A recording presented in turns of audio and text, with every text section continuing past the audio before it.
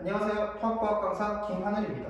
오늘 저는 예비고일 학생들과 학부모님들께 통합과학이라는 과목에 대해서 그리고 통합과학 과목을 어떻게 공부하는지에 대해서 두 가지 설명을 드리려고 합니다. 먼저 우리 중학교 때를 한번 떠올려볼까요? 중학교 때 가장 중요한 과목이 뭐죠?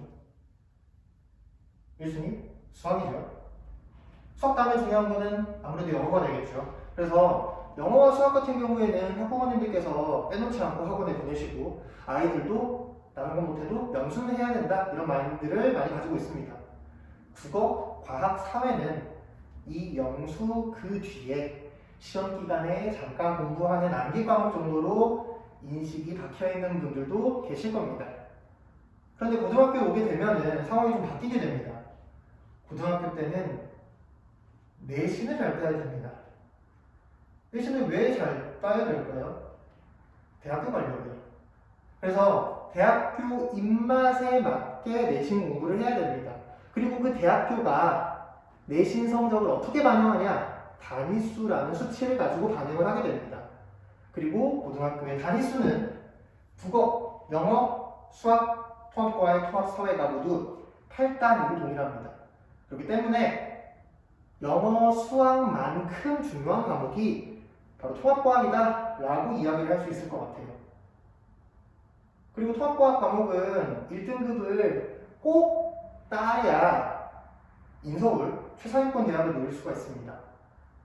2학년에 올라가게 되면요, 인원수가 급격하게 줄어들게 되는데요. 선택 과목으로 인해서 1학년 때는 한 학년에 250에서 300명 정도 있죠. 그러면 전교 10등에서 12등 정도까지 1등급을 받을 수 있게 됩니다. 여기서 2학년이 올라가게 되면 용산, 숭이와 같은 과중학교를 제외한 나머지 일반 학교들은 문과생의 비중이 훨씬 더 많아요. 그래서 조금 아이들이 선호를 좀 안 하는 물리학 같은 경우에는 한 학년에 30명 정도, 선호를 많이 한다고 하더라도 80명을 넘기가 어렵습니다. 이렇게 되면 무슨 현상이 벌어지게 되느냐? 전교 1등만 1등급, 전교 2등부터는 2등급이 되는 현상이 발생하게 됩니다. 전교 1등은 어렵지만 전교 10등은 노력으로 할 수 있기 때문에 1학년 때 통합과학 1등급을 챙겨놓고 그 다음에 2학년 때 수시 계획을 다시 세우는 게 조금 더 현명하지 않나 생각을 합니다. 문과생도 마찬가지입니다. 문과생의 경우에는 과학 계열이 반영되지 않는 학교가 훨씬 더 많습니다만 서울대, 연세대, 고려대, 서강대까지 여기에 교대까지 추가로 들어가게 됩니다. 이런 학교들의 경우에는 전교과 과목을 내신 성적에 반영을 하게 되고 전교과 과목이라고 함은 당연하게도 과학이 들어가게 되겠죠. 그래서 문과생 역시 인서울 최상위권 학교를 노리고 있다면 통합과학 내신은 꼭 챙겨야 하는 부분이라고 볼 수 있습니다. 그 뒤에는 통합과학 단원을 좀 살펴볼게요. 먼저 1학기 범위입니다.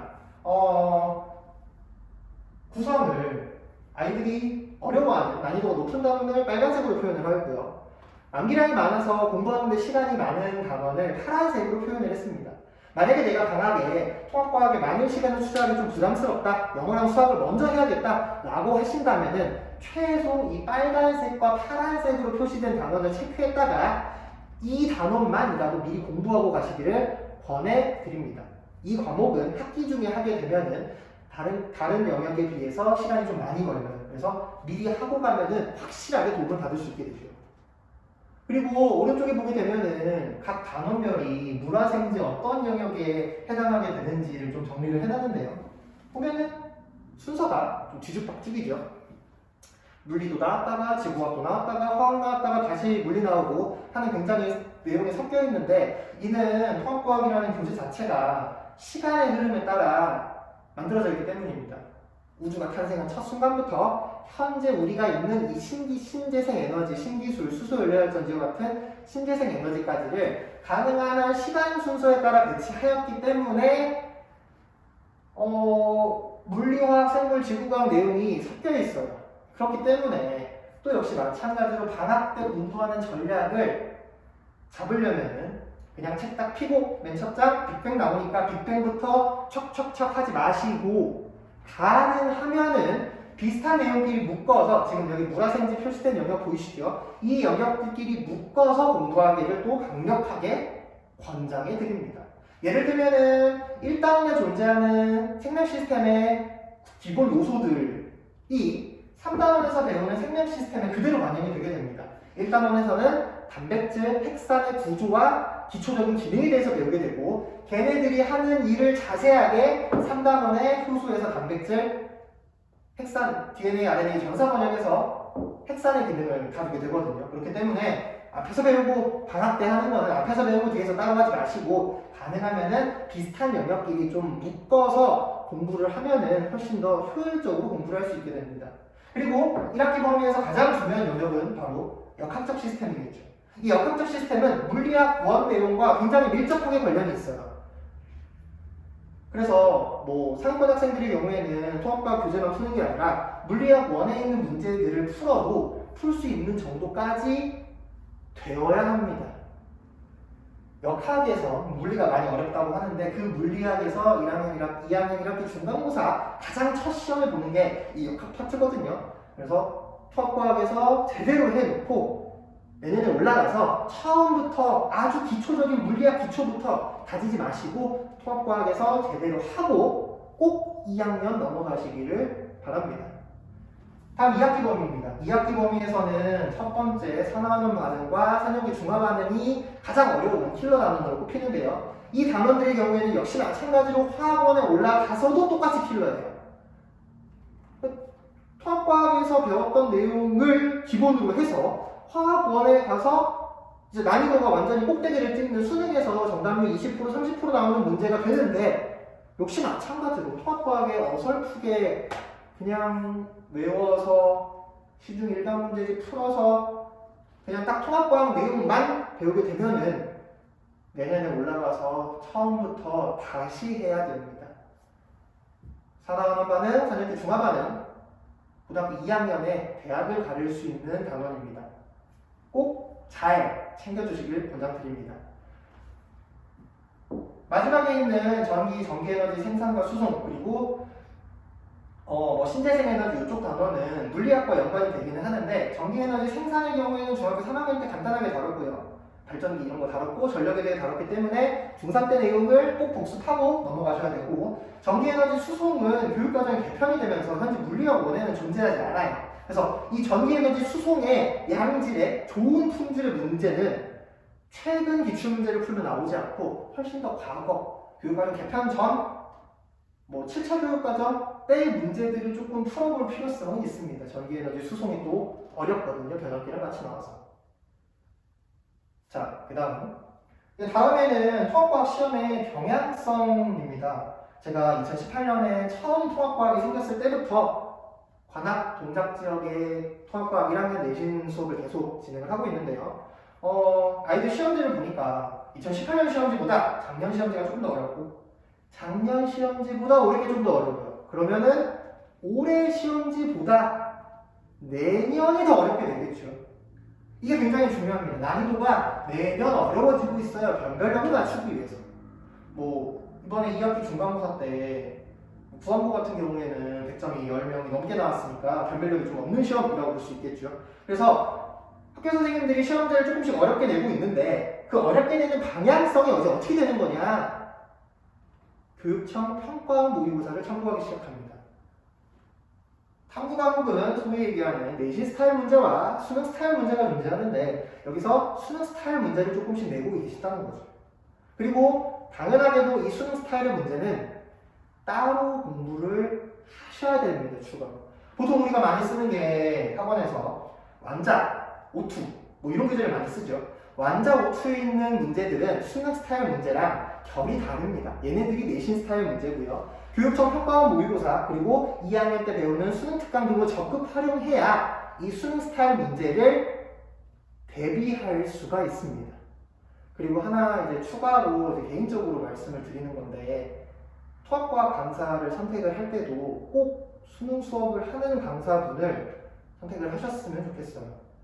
올해 수능이 개편되고 처음 봤죠. 올해 개정된 교육과정으로 수능을 처음 봤는데 아무래도 작년까지 봤던 수능과 그 전에 봤던 수능과는 좀 많이 결이 달라요.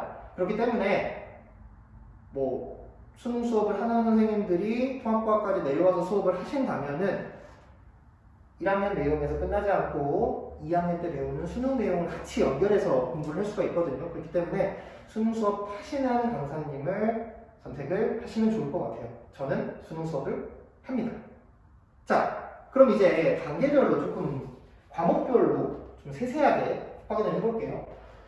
먼저 물리랑 화학 단원이에요. 물리랑 화학 단원은 어렵고요. 1등급 노리면은 여기 잘해야 돼요. 나머지 외우는 거, 생지 외우는 거 다 잘해요. 다 잘하는데 1등급 학생들의 차이가 어디서 발견되냐? 이 물리랑 화학은 어느 정도 깊이까지 할 수 있느냐에 따라서 차이가 나게 돼요. 그래서 물리랑 화학은 선행을 많이 하죠.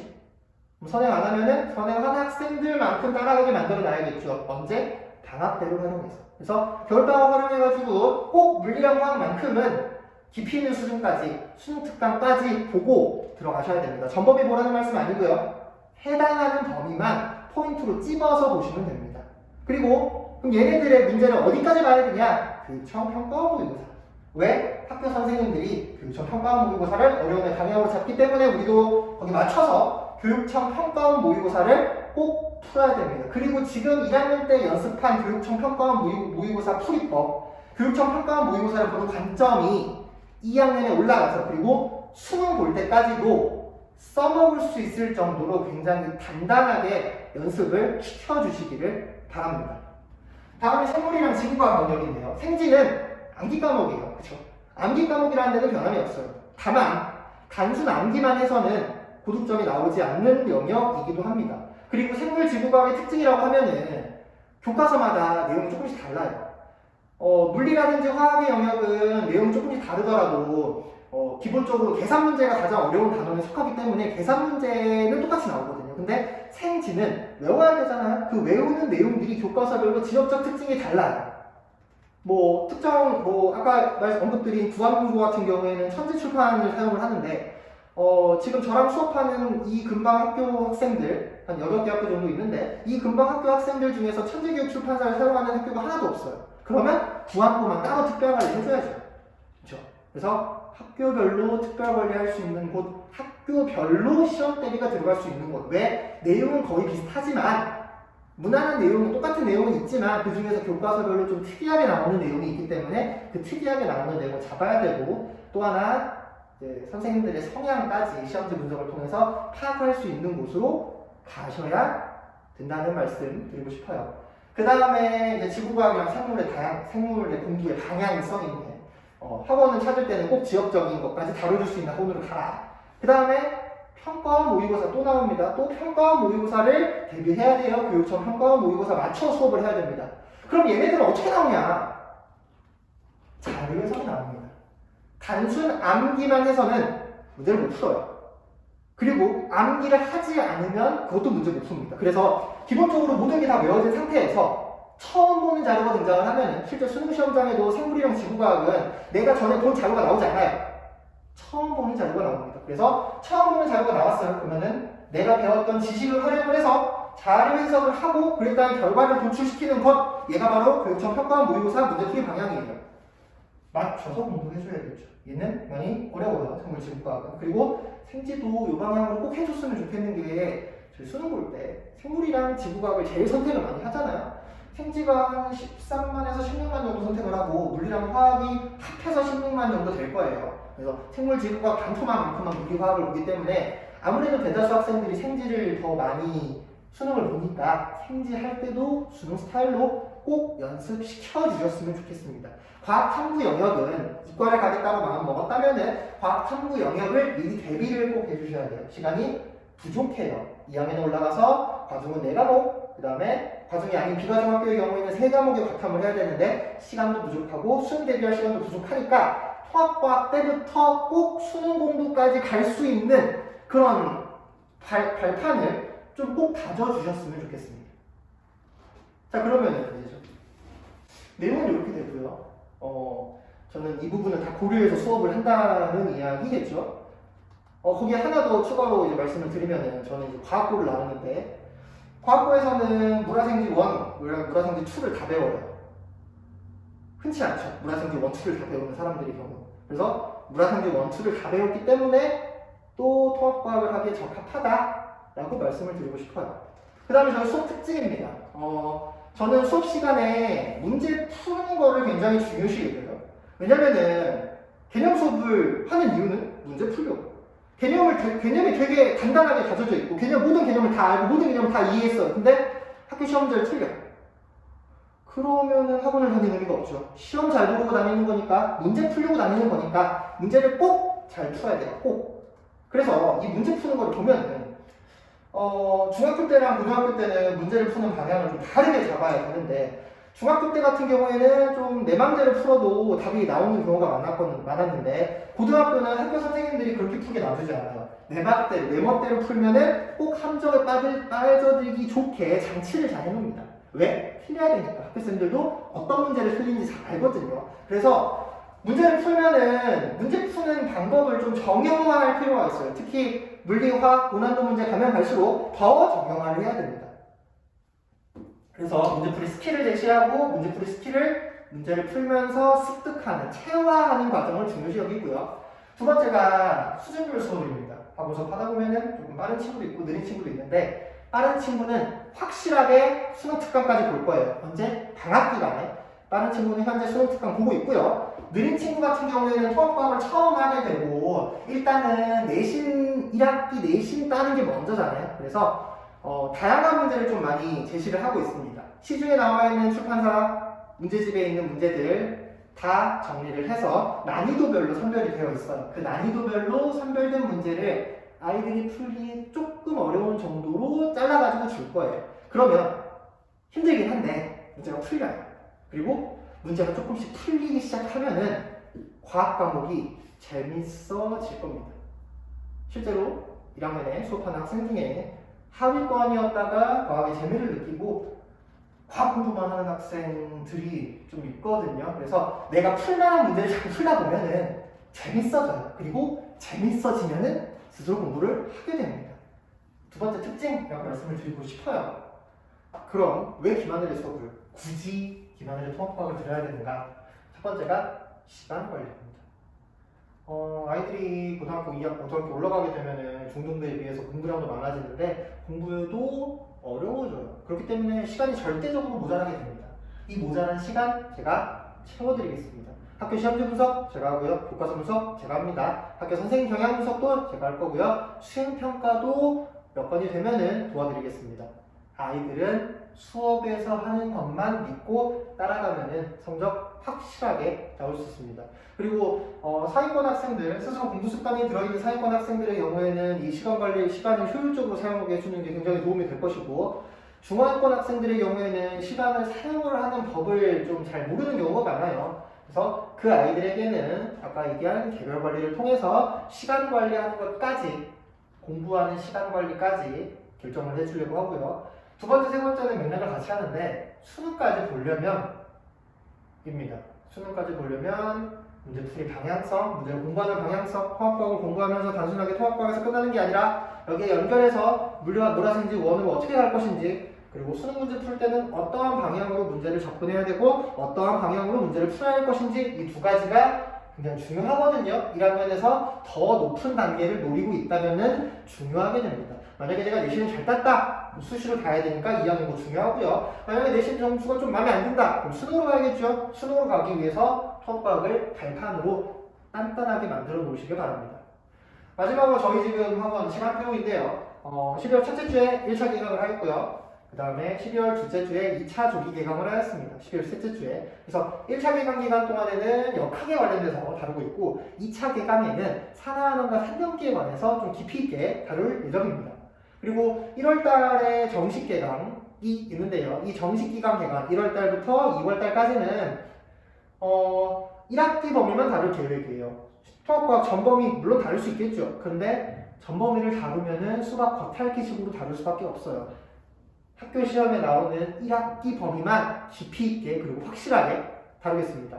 일단은 중간고사를 잘 보고 1학기 기말고사를 잘 봐야 2학기 때 또 공부를 할 수 있겠죠. 2학기 때는 여름방학에 해도 충분하다고 생각을 합니다. 이거 이외에 궁금한 사항 있으시면 학원으로 연락 주시면 될 것 같고요. 저는 김하늘이었습니다.